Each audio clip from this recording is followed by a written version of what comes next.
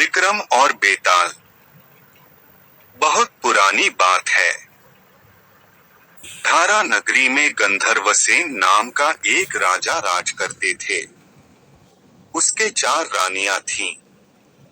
उनके 6 लड़के थे जो सबके सब बड़े ही चतुर और बलवान थे।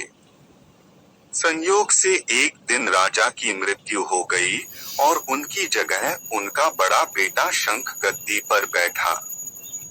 उसने कुछ दिन राज किया, लेकिन छोटे भाई विक्रम ने उसे मार डाला और स्वयं राजा बन बैठा। उसका राज्य दिनोंदिन बढ़ता गया और वह सारे जम्बूद्वीप का राजा बन बैठा। एक दिन उसके मन में आया कि उसे घूमकर सैर करनी चाहिए और जिन देशों के नाम उसने सुने हैं, उन्हें देखना चाहिए। सो वह गद्दी अपने छोटे भाई भर्तृहरि को सौंपकर योगी बनकर राज्य से निकल पड़ा। उस नगर में एक ब्राह्मण तपस्या करता था। एक दिन देवता ने प्रसन्न होकर उसे एक फल दिया और कहा कि इसे जो भी खाएगा वह अमर हो जाएगा। ब्राह्मण ने वह फल लाकर अपनी पत्नी को दिया और देवता की बात भी बता दी। ब्राह्मणी बोली, हम अमर होकर क्या करेंगे? हमेशा भीख मांगते रहेंगे। इससे तो मरना ही अच्छा है। तुम इस फल को ले जाकर राजा को दे आओ और बदले में कुछ धन ले आओ। यह सुनकर ब्राह्मण फल लेकर राजा भर्तृहरि के पास गया और सारा हाल कह सुनाया। भर्तृहरि ने फल ले लिया और ब्राह्मण को 1 लाख रुपए देकर विदा कर दिया।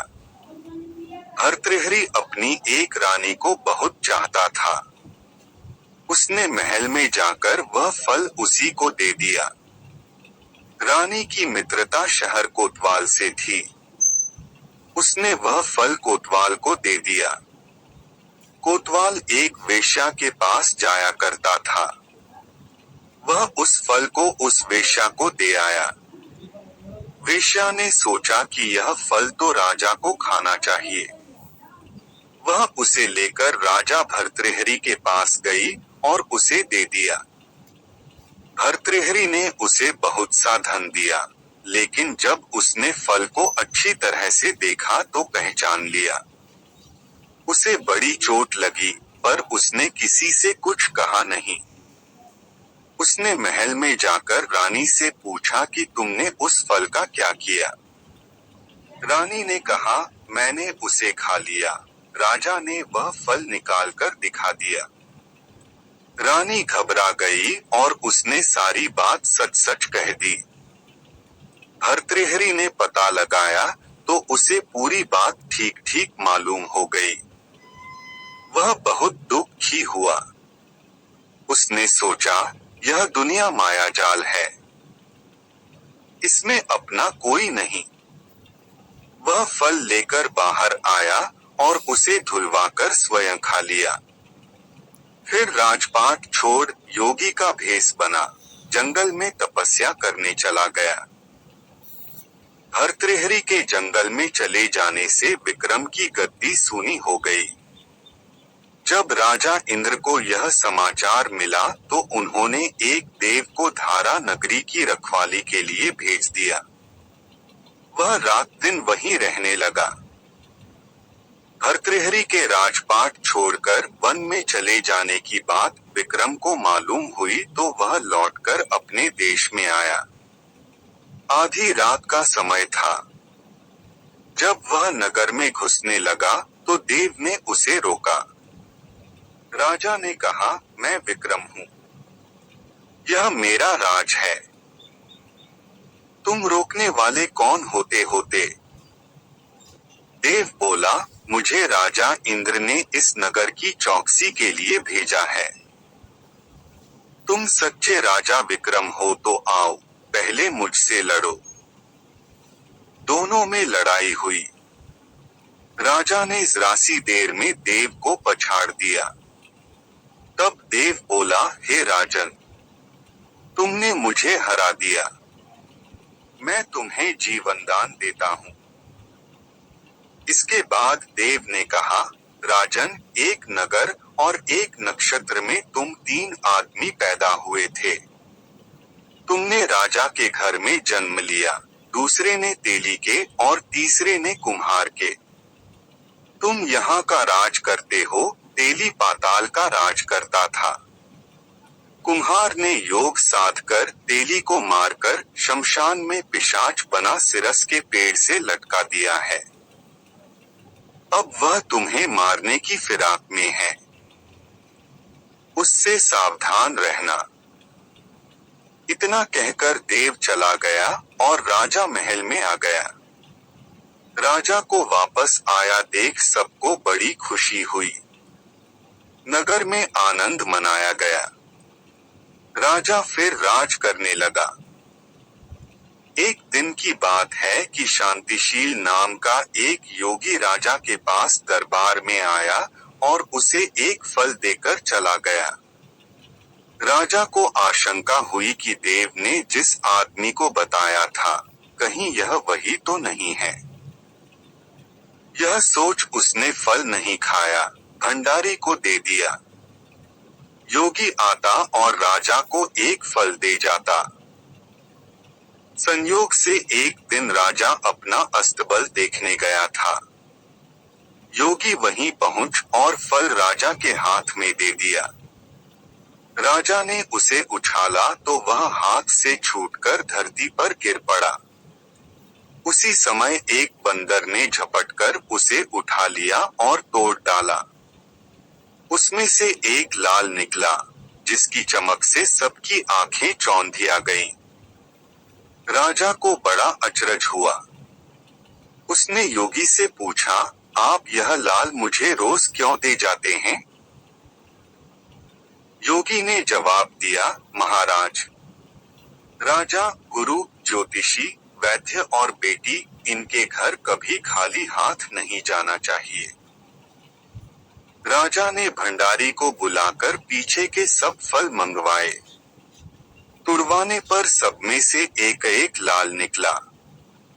इतने लाल देखकर राजा को बड़ा हर्ष हुआ। उसने जौहरी को बुलवाकर उनका मूल्य पूछा। जौहरी बोला, महाराज, ये लाल इतने कीमती हैं कि इनका मोल करोड़ों रुपयों में भी नहीं आंका जा सकता। एक एक लाल एक एक राज्य के बराबर है। यह सुनकर राजा योगी का हाथ पकड़कर गद्दी पर ले गया। बोला, योगीराज, आप सुनी हुई बुरी बातें दूसरों के सामने नहीं कही जाती। राजा उसे अकेले में ले गया। वहां जाकर योगी ने कहा, महाराज, बात यह है कि गोदावरी नदी के किनारे मसान में मैं एक मंत्र सिद्ध कर रहा हूँ। उसके सिद्ध हो जाने पर मेरा मनोरथ पूरा हो जाएगा। तुम एक रात मेरे पास रहोगे तो मंत्र सिद्ध हो जाएगा।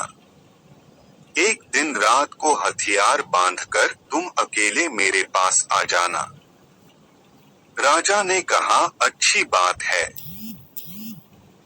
इसके उपरांत योगी दिन और समय बताकर अपने मठ में चला गया। वह दिन आने पर राजा अकेला वहां पहुंचा। योगी ने उसे अपने पास बिठा लिया। थोड़ी देर बैठकर राजा ने पूछा, महाराज, मेरे लिए क्या आज्ञा है? योगी ने कहा, राजन, यहाँ से दक्षिण दिशा में 2 कोस की दूरी पर मसान में एक सिरस के पेड़ पर एक मुर्दा लटका है। उसे मेरे पास ले आओ, तब तक मैं यहाँ पूजा करता हूँ। यह सुनकर राजा वहां से चल दिया। बड़ी भयंकर रात थी। चारों ओर अंधेरा फैला था। पानी बरस रहा था।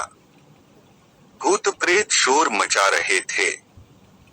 सांप आकर पैरों में लिपटते थे। लेकिन राजा हिम्मत से आगे बढ़ता गया। जब वह मसान में पहुंचा तो देखता क्या है कि शेर दहाड़ रहे हैं, हाथी चिंघाड़ रहे हैं, भूत प्रेत आदमियों को मार रहे हैं। राजा बेधड़क चलता गया और सिरस के पेड़ के पास पहुंच गया। पेड़ जड़ से फुनगी तक आग से दहक रहा था। राजा ने सोचा, कौन हो, यह वही योगी है जिसकी बात देव ने बताई थी। पेड़ पर रस्सी से बंधा मुर्दा लटक रहा था। राजा पेड़ पर चढ़ गया और तलवार से रस्सी काट दी। मुर्दा नीचे गिर पड़ा और दहाड़ मार मार कर रोने लगा। राजा ने नीचे आकर पूछा, तू कौन है? राजा का इतना कहना था कि वह मुर्दा खिलखिलकर हंस पड़ा। राजा को बड़ा अचरज हुआ। तभी वह मुर्दा फिर पेड़ पर जा लटका। राजा फिर चढ़कर ऊपर गया और रस्सी काट मुर्दे का बगल में दबा नीचे आया। बोला, बता तू कौन है? मुर्दा चुप रहा। तब राजा ने उसे एक चादर में बांधा और योगी के पास ले चला। रास्ते में वह मुर्दा बोला, मैं बेताल हूँ। तू कौन है और मुझे कहाँ ले जा रहा है?